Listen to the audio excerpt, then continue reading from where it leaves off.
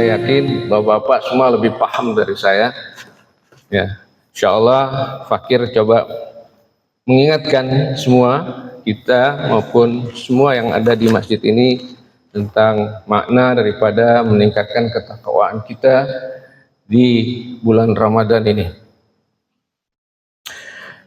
Kita hiruk pikuk kesibukan dunia selama ini, ya, barangkali di sini kita semua sudah berada di usia yang Rasulullah katakan bahwa umatnya itu antara 60 dan 70 tahun. Barangkali insya Allah alhamdulillah ada yang lebih dari 70 tahun seperti Ibu ya, sudah 89 Bu ya, insya Allah mudah-mudahan panjang umur dan yang lain-lain juga. Jadi artinya kita sudah saatnya mempersiapkan diri untuk bagaimana menempuh ataupun persiapan untuk perjalanan abadi kita kelak di yaumil akhir. Selama ini barangkali kita fokus dengan kehidupan dunia. Ya, barangkali di sini sudah ada yang pensiun, sudah 40 tahun bekerja, ada yang sudah sebentar lagi juga sedang mendekati usia pensiun, hanya fokus di dunia saja. Tapi barangkali kita kurang ataupun tidak fokus untuk mempersiapkan diri kita untuk kehidupan di akhirat.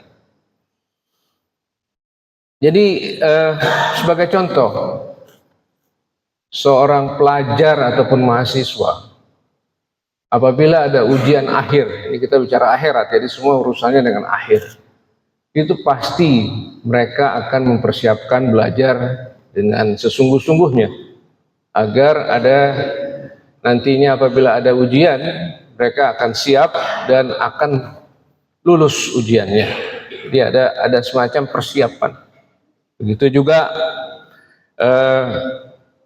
pengusaha misalkan untuk membangun satu usahanya, mereka pasti akan mempersiapkan apa yang harus dilakukan agar tujuan akhirnya itu adalah barang atau jasanya itu terjual dan akan mendapatkan keuntungan. Jadi ada tujuan, ada visi ke depan. Apa sebenarnya yang harus kita lakukan untuk menggapai visi tersebut? Dengan adanya visi itu kita harus mempersiapkan. Persiapan ini adalah kalau dalam kategori terminologi manajemen itu adalah mission. Jadi ada visi, ya, tujuan akhir, target, dan ada mission, action. Apa yang harus disiapkan? Sebagai pengusaha dia harus mempersiapkan misalkan sumber daya manusianya, ya, produknya, dan operasionalnya seperti apa, ya, sebaik-baiknya, ya, fokus dan efisien sehingga tujuan akhirnya itu dapat tercapai. Nah, padahal urusan dunia ini kita belum tentu dapat menggapainya, ya kan? Kita berusaha sedemikian rupa, akhirnya tidak akan juga tercapai. Tapi yang akhirat, yang jelas-jelas akan kita lalui, kita hadapi, itu suka tidak suka kita akan menuju ke sana. Ya. Kita boleh mempersiapkan misalkan perjalanan, besok kita akan ke Bogor atau ke Bandung, kita persiapkan. Tapi besok belum tentu, barangkali kita sakit tiba-tiba ataupun ada urusan lainnya, sehingga perjalanan tersebut di-cancel. Tapi kalau yang namanya urusan akhirat, ya, perjalanan memang hakiki dan abadi, nggak akan di-cancel. Dan tiap hari hidup kita akan kita lalui, ya, suka tidak suka akan menuju ke akhirat, menuju ke ukuran rumah 2x1 itu, suka nggak suka, ya, itu pasti.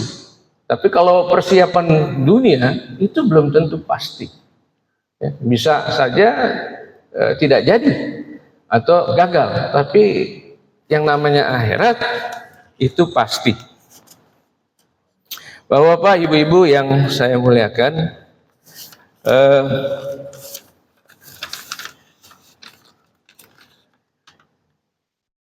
dalam perjalanan akhirat itu pasti dan tujuannya yang dua, yaitu kita masuk surga atau kita masuk neraka. Tidak ada lagi. Kalau perjalanan menuju Roma, kita bisa kemana-mana dulu. Bisa ke Singapura dulu, baru ke Roma, atau ke Kuala Lumpur dulu, bisa ke Roma, atau ke tempat lain dulu, baru ke Roma. Banyak jalan dan banyak pilihan. Tapi kalau urusan akhirat, kita nggak ada lagi pilihan, hanya dua, ya, surga atau neraka. Nah, karena tidak ada pilihan lagi, ini perjalanan abadi dan hakiki, seyogyanya dan sepatut dan seharusnya kita sudah mempersiapkan perjalanan tersebut agar kita tidak sampai masuk neraka. Itu kan visi kita. Tujuan akhir daripada hidup kita sebenarnya adalah bagaimana selamat di dunia dan selamat di akhirat. Ya, dunia kita selamat, tapi dunia ini hanya bagian untuk menuju akhirat, yang mana Allah siapkan dunia. Jadi Allah ingin tahu di antara kita mana kira-kira yang benar-benar orang-orang yang bertakwa, beriman dan bertakwa. Harus melalui satu ujian. Itu dikatakan dalam Al-Quran. Bagaimana Allah ingin mengetahui umatnya kalau tanpa diuji. Seperti tadi kan saya katakan bahwa untuk masuk SD, mau ke SMP harus diuji. Ada ujian nasional. SMP ke SMA juga seperti itu. Bahkan selesai SMA juga ada ujian.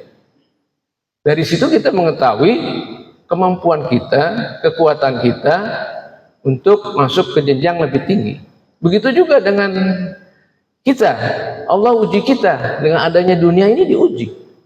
Bagaimana Allah tahu di antara kita ini yang benar-benar beriman, sehingga kita ada di dunia ini. Ya. Dari situ Allah akan mengetahui, oh si fulan lulus, yang ini tidak lulus. Nah artinya bagaimana mempersiapkan itu, dan saya coba hubungan antara meningkat salah satu kriteria untuk masuk surga itu adalah orang-orang yang bertakwa. Nah, saya coba dalam kesempatan yang baik ini hubungan antara ketakwaan dan bulan Ramadan.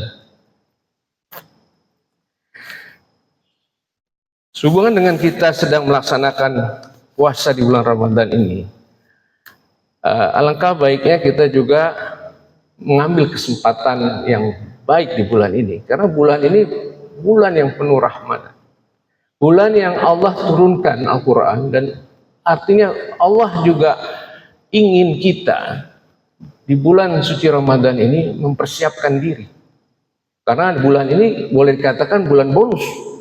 Banyak pahala-pahala yang sebelumnya Ustadz sampaikan bahwa di bulan Ramadan ini yang sunnah menjadi pahala wajib, ya kan, dan yang lain-lain dilipat gandakan. Jadi saya pernah tanyakan kepada Ustadz Dinul, itu kelipatan 70 kali itu Ustadz, itu seperti apa? Ada ternyata hadisnya, walaupun hadis dhaif, tapi kita tidak tahu, bisa jadi 100 kali. Jadi Allah memang memberatkan pahala di bulan Ramadan, ya, tapi tidak ada juga angka 70, tapi bisa 100 kali. Itu adalah rahasia Allah. Ya. Jadi bulan ini seharusnya kita manfaatkan semaksimal mungkin untuk memperbanyak pahala. Karena yang akan diterima atau ditanyakan Allah nanti untuk tadi hisab nanti adalah pahala pengorbanan kita, bukan harta. Harta yang kita kumpulkan 30 tahun, 40 tahun, 50 tahun, itu akan kita tinggalkan. Nggak akan kita bawa itu ke liang lahat itu. Gimana juga satu kuburan 1 kali 2 ingin taruh mobil di situ. Ataupun kuburan yang yang luasnya selapangan bola. Ya. Di saudara-saudara kita yang Chinese masih percaya seperti itu, seluas-luasnya itu memberikan suatu prestige, ya kan? Itu tidak mungkin, apalagi meninggal di Jakarta. Mau selapangan bola berapa harganya? Jadi tidak akan mungkin harta kita akan kita bawa. Tapi bagaimana harta itu mengantar kita menjadi orang-orang yang bertakwa dengan mengorbankan harta tersebut untuk kepentingan Allah. Jadi di banyak surah di Al-Quran Allah katakan kalau ingin lebih kurang artinya, kalau ingin berdagang denganku, silakan.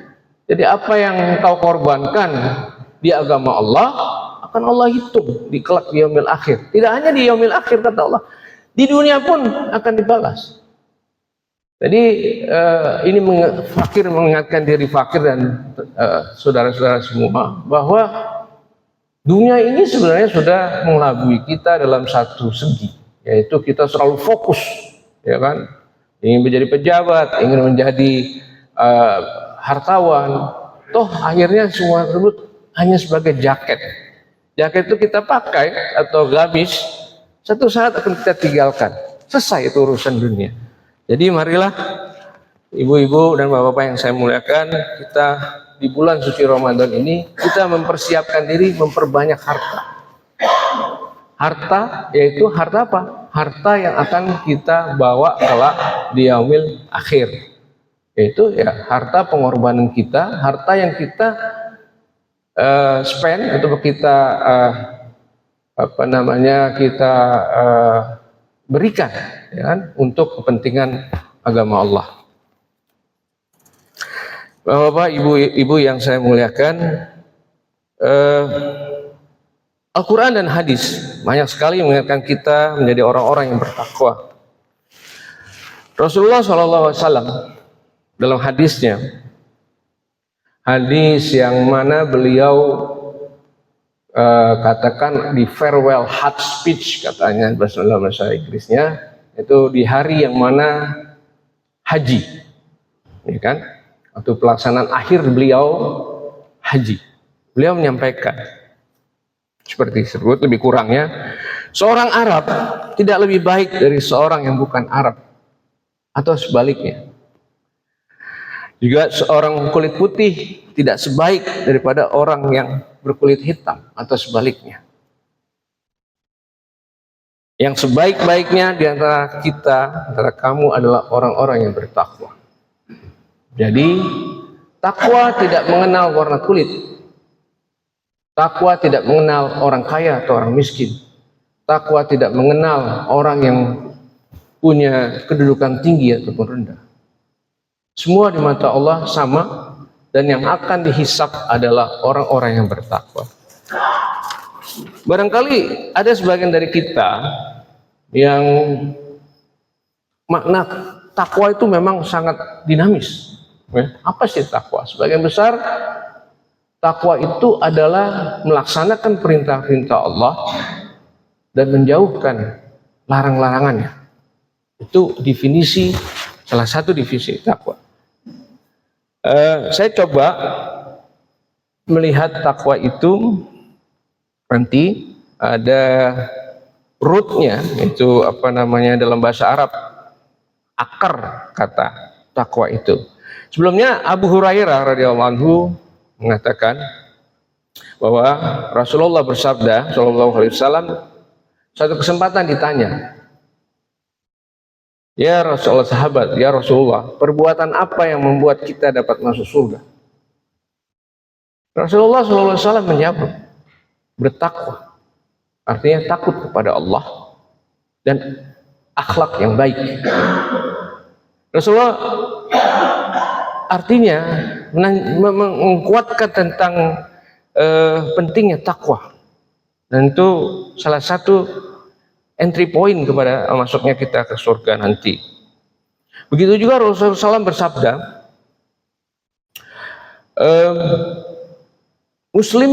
seorang muslim adalah saudara muslim lainnya.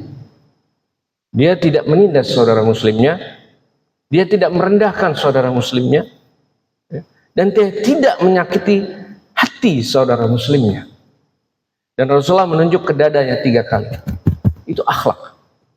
Jadi akhlak itu ya, bagaimana kita berhubungan dengan sesama muslim, saudara kita di sini, ya, jangan sampai kita menindas, jangan sampai kita merendahkan dia, jangan sampai kita juga menyakiti hatinya.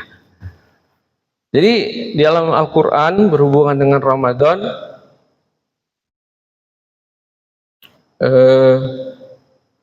juga saya coba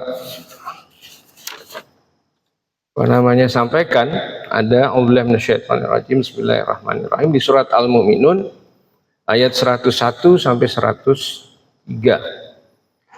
Faiza nufikha fis-suri fala ansabah bainahum yawma idzin wala yatasaalun. Artinya, apabila nih tadi kita bicara soal surga dan neraka, apabila sangkala ditiup, maka tidak ada lagi pertalian keluarga di antara mereka pada hari itu, yaitu hari kiamat, dan tidak pula mereka saling bertanya. Jadi pada saat itu kalau kita sudah hari kiamat datang, semua lupa, hanya bawa masing-masing diri sendiri. Keluarga pun kita tidak kenal, masa bodoh, karena ini sudah satu hisab yang luar biasa. Begitu juga di surah Al-Mu'minunnya ayat yang berikutnya, ayat 102, faman saqulat mawazinuhu faulaika humul muflihun. Barang siapa berat timbangan atau kebaikannya, maka mereka itulah orang-orang yang beruntung. Di ayat berikutnya, waman khaffat mawazinuhu faulaika allazina khasiru anfusahum fi jahannam khalidun. Dan barang siapa ringan timbangannya atau ringan kebaikannya, maka mereka itulah orang-orang yang merugikan dirinya sendiri, mereka kekal di dalam neraka jahanam. Dan yang terakhir di surah Al-Mu'minun, talfahu wujuhahumun nar wa hum fiha qalihun. Wajah mereka dibakar api neraka, dan mereka di neraka dalam keadaan muram dan bibir yang cacat. Jadi bahkan ada beberapa ayat juga di Al-Quran sampai penghuni neraka itu minta, ya Allah, habiskanlah, binasakanlah diriku. Maksudnya udah ada, selesaikan aja lah, habisin. Dan dijawab, habis dan hidup lagi, habis dan hidup. Padahal kalau kita di surga, di dunia, kalau kita tersiksa dengan cara yang berat, di hati kecil kita yang paling dalam kita masih berharap untuk hidup. Mau gimana nih lepas dari sini? Bagaimana caranya supaya aku bisa hidup lagi? Di neraka sudah tidak ada harapan itu. Jadi artinya dia mau minta dihabiskan, ya kan? Nah itulah beratnya neraka yang harus kita lalui juga akhirnya. Nah kembali tadi Bapak dan Ibu-ibu rahimakumullah, di bulan yang mulia ini seperti yang difirmankan Allah di surat Al-Baqarah ayat 183, yang mana kita setiap saat mendengar, ya ayyuhalladzina amanu kutiba alaikumus syiyam kama kutiba alladzi min qablikum la'allakum tattaqun. Jadi ini juga kalau kita lihat tattaqun, jadi kita puasa ini itu menghantarkan kita untuk menjadi orang-orang yang bertakwa. Jadi ada jalan, sebagaimana yang tadi disampaikan, bahwa ketakwaan itu adalah entry point untuk kita masuk surga. Baik, tinggal 2 lagi barangkali, ini sebentar lagi, mohon maaf atas waktunya. Jadi takwa berarti tadi yang saya katakan bahwa bagaimana melaksanakan perintah Allah dan menjauhi larangannya. Takwa juga mempunyai satu rasa, bagaimana kita dapat merasakan selalu dekat dengan Allah Subhanahu wa Ta'ala. Tanda-tanda takwa itu, ya, dimanapun dan setiap saat kita memperkuat hubungan kita dengan Allah Subhanahu wa Ta'ala itu, dan dengan cara melaksanakan sholat, ya, puasa, membaca Al-Quran, zakat, dan memperbaiki atau memperkuat hubungan kita dengan sesama manusia dan saudara kita sesama muslim. Takwa seperti, dalam contohnya seperti kendaraan, ada rem, ya. Kalau saya coba cari-cari tentang takwa ini, ternyata ada contoh yang baik seperti rem mobil misalkan, atau rem motor kendaraan, yang mana apabila kita tahu ini ada perbuatan dosa, di sana kita ada rasa takwa, itu kita akan rem. Nggak blong tuh rem, ya, bablas saja boleh, ya kan? Nggak seperti itu. Jadi ada rem. Jadi ini ada perbuatan yang tidak baik, perbuatan dosa, dia rem. Berarti kita masih punya takwa pada Allah, takut pada Allah. Nah, jadi kalau kita sehari-hari apabila tidak punya rem, nah itu perlu introspeksi. Blong aja, apa ini halal haram hantam. Artinya kita tidak punya takwa di diri kita, sehingga apapun baik haram maupun yang tidak diizinkan oleh Allah, blong aja, kita sikat aja. Nah, ini harus kita pertanyakan apabila terjadi seperti itu. Juga Al-Quran sering mengingatkan kita agar kita terus memperkuat ketakwaan kita kepada Allah. Ini ada surah Al-Anfal, ya,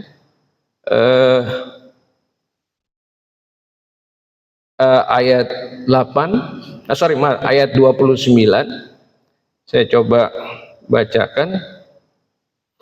Ya ayyuhalladzina amanu in tattaqullaha yaj'al lakum furqanan wa yukaffir ankum sayiatikum wa yaghfir lakum wallahu dzul fadlil azim.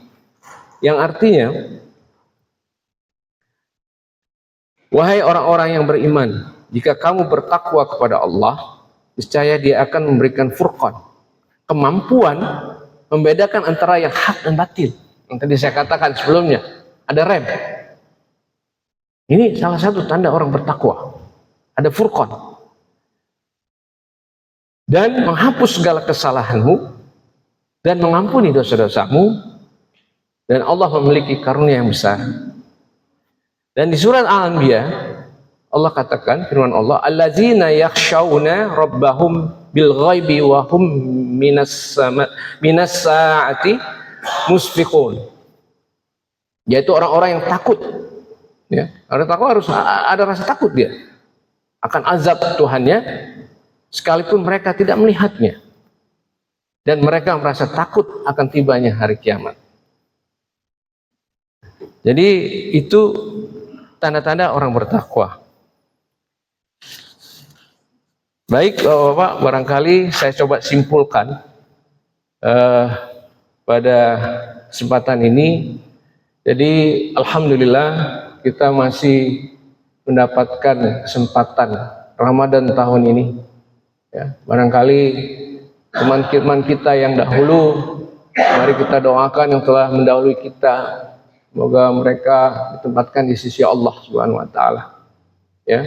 Jadi mari kita manfaatkan Ramadan ini kesempatan ini yang sebaik-baiknya untuk beribadah kepada Allah dan menjadikan kita orang-orang bertakwa, dan akhirnya kita semua selamat di dunia dan di akhirat kelak. Ya, jadi kita doakan yang telah melalui kita, teman-teman kita, dan kita pasti satu saat akan juga seperti mereka.